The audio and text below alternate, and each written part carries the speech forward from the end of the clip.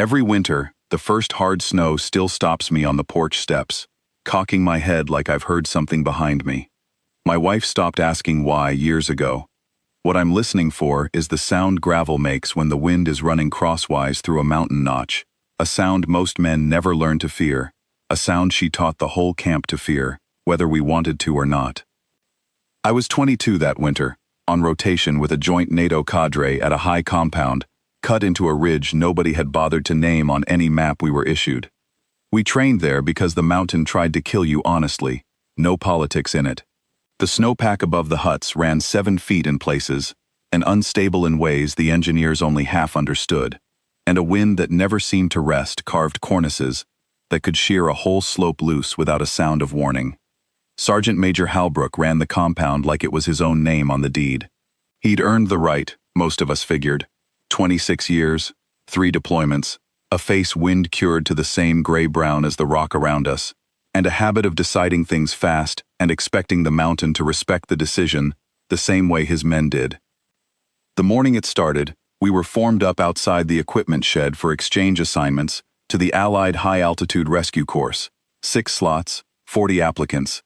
The kind of posting that made careers and ended arguments at promotion boards for a decade after. She was standing near the back in her work coveralls, not dress uniform like the rest of us, because she'd come straight off grounds detail with frost still melting off her collar.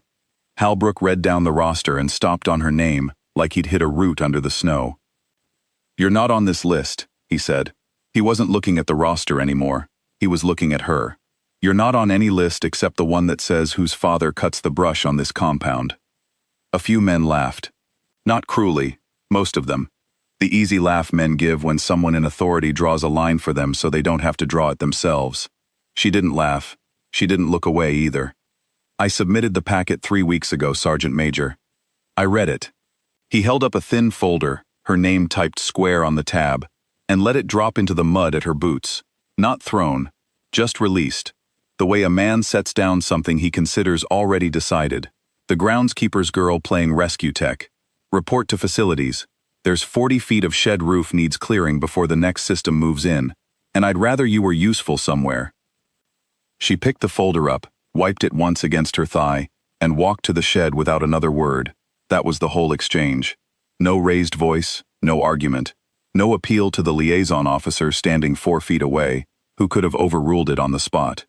I remember thinking at the time that she'd taken it the way you take weather, because there's no arguing with weather, and I never once considered I might be watching the wrong end of the story. I didn't learn her real name for 3 more days. I knew almost nobody's that first week. What I did know was that she'd grown up on that ridge the way the rest of us knew our own street addresses back home. Her father had held the civilian grounds contract for 11 years, and she'd spent her childhood hauling brush, driving snow stakes, and clearing avalanche chutes at his side before she was old enough to enlist herself.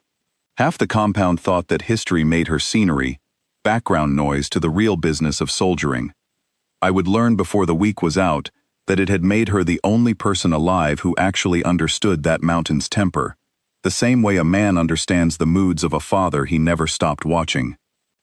I saw her once more before the storm, the evening after the shed roof line, on the tool room steps with a coil of rope over one shoulder, and a headlamp clipped crooked to her watch cap. I asked her, stupidly, if she was going to appeal it up the chain. She looked at me like I'd asked whether she planned to appeal the weather. My father used to say, you don't argue with a slope, you just learn where it's going to go before it decides to go there. She shrugged the rope higher on her shoulder. Halbrook can write whatever he wants on a roster. It doesn't change what's under the snow. She went back to coiling line, and I went back to thinking I understood the compound better than I did. It would be 4 more days before I found out how wrong that particular certainty had been, and I've since learned that's usually how it works. The mountain doesn't announce which of your assumptions it's about to correct. The system Halbrook had warned about came in 2 nights later, faster and heavier than the forecast promised, dumping 11 inches on top of an already rotten base layer that had been sitting under a hard crust for a week. By 0300, the wind had shifted to load the lee slope above Hut 4, where 6 trainees and their NATO liaison officer were sleeping through the last night of the course, among them Halbrook's own nephew, a young corporal everyone called Lund, who'd laughed the loudest at the shed roof line 3 mornings before. The slope let go at 0347. I know the time because I was on radio watch and logged it myself, the pencil still in my hand, when the whole net went quiet at once. The sound wasn't a roar, not the way the training films describe it. It was more like the mountain exhaling once, hard, and then a silence underneath that was worse than any noise I'd ever stood through. Hut 4 dropped off the net inside a second and stayed gone. The primary rescue team scrambled in 4 minutes, which was fast, and it didn't matter.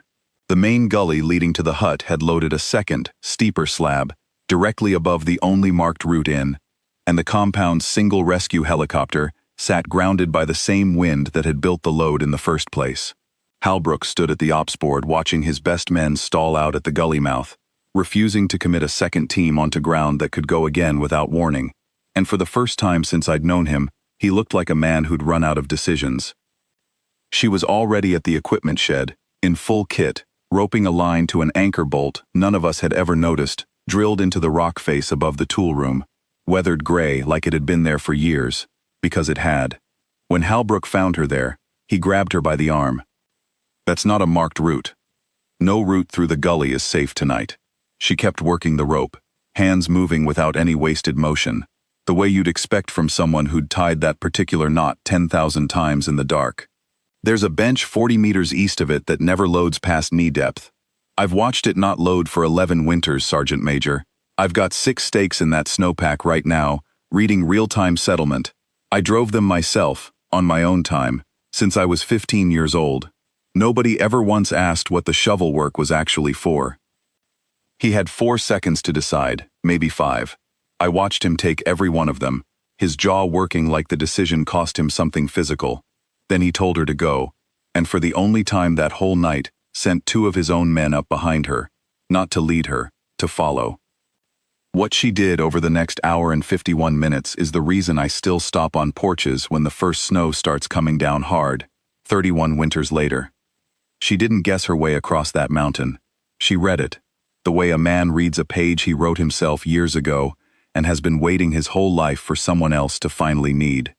She held the bench line exactly, called probe depths back over the radio in a voice that never once climbed half a register, even when the ground under her own boots shifted, and reached the buried corner of Hut 4 in 19 minutes flat, a distance the primary team's own maps put at 40 minutes even on a stable route in daylight. She dug the first trainee free with her hands after the shovel head cracked against buried timber. She found the liaison officer breathing under an air pocket she'd predicted from the shape of the collapsed roofline before she'd sunk a single probe. A young private named Aoki came up next, both legs pinned under a fallen support beam, and she spent 11 minutes she didn't have working the beam free inch by inch, rather than risk a faster extraction that could have shifted the load onto his chest, a decision the after-action report would later single out as the reason he kept both legs. She triaged 2 crush injuries with a field kit she'd packed and repacked herself for years, never once logged on any manifest, splinted a shattered ankle using tent poles she'd hauled up in her own rucksack, and kept working the line while a second, smaller slide let go 40 meters above her, close enough that ice dust settled across every man on that slope like a held breath finally released. One of the 2 men Halbrook had sent up behind her went down hard when the shockwave caught his footing, and she caught his harness one-handed before he slid past the anchor point, set him back on his feet without breaking stride, and kept working. She didn't stop moving. She called the depth of that second slide back over the net before anyone thought to ask, then went back to digging like the mountain hadn't spoken at all. Lund came out last, unconscious, his own uncle's nephew, the man who 3 mornings before had laughed loudest at a joke about a shed roof. She carried him the final 30 meters herself, because the litter team's rope had iced solid, and she set him down at the aid station with the same flat, unhurried competence she'd shown every man before him, no different for the one who'd mocked her than for any stranger she'd never met. 9 soldiers came off that mountain alive, every one of them. The board of inquiry that followed, because there's always a board, even for miracles, especially for miracles, pulled records nobody at that compound had ever been shown. 6 years earlier, a joint Allied program had quietly certified her as a high-altitude rescue technician after her father, without telling her, submitted years of her private slope surveys to a foreign liaison office. The certification had been routed through a base personnel system with no box to check for civilian dependent, exceptional, and it had sat unread in a records annex ever since. The program had assigned her a call sign nobody at our compound had ever once heard spoken aloud. Snow Ledger, for the handwritten logbook of settlement readings she'd kept, slope by slope, stake by stake, for 11 straight winters, before anyone in a uniform thought to ask her opinion of the mountain she lived under. Halbrook read the file himself at formation, 2 days later, standing in front of the same men who'd laughed at the shed roofline. I watched his face move through every stage a man's face goes through when he learns the ground under his own certainty was never as solid as he'd believed. He reached the line naming her certification date, stopped, and read it a second time out loud, slower, like he wanted the whole formation to hear it land twice. Then he closed the folder, walked the length of the formation until he was standing directly in front of her, and rendered a full, held salute. Not a courtesy nod, the entire thing, boot heels together, 5 full seconds before his hand came down. Nobody laughed that time. Nobody so much as shifted their weight. The Allied liaison who'd certified her 6 years earlier flew in the following week to close out the paperwork in person. An older man with a limp of his own who spent 20 minutes alone with her father before he ever spoke to her, and another 20 going through her settlement logbook page by page, like a man reading scripture. He told the assembled cadre, flatly, that in 6 years of running that certification program, he had never once seen a candidate's private data outperform an entire trained rescue platoon's. Halbrook stood in the back row for that briefing, not at the front where a sergeant major usually stands, and said nothing the whole time. She left the compound 18 months later for a permanent posting with the Allied Rescue Program, and I never served alongside her again. I still have the marker she used to flag her private route lines, a hand-carved wooden stake, her initials burned into the side with what must have been a soldering iron from the motor pool that she left leaning against the equipment shed wall the day she shipped out. Not a keepsake for anyone in particular, just a tool left behind for whoever came after her, the way you'd leave a good map for the next man up the mountain, rather than a memento for yourself. It sits on my desk now, 31 years later, holding down a stack of papers that mean nothing beside it. I never got a real farewell from her, if there ever was one meant for me specifically.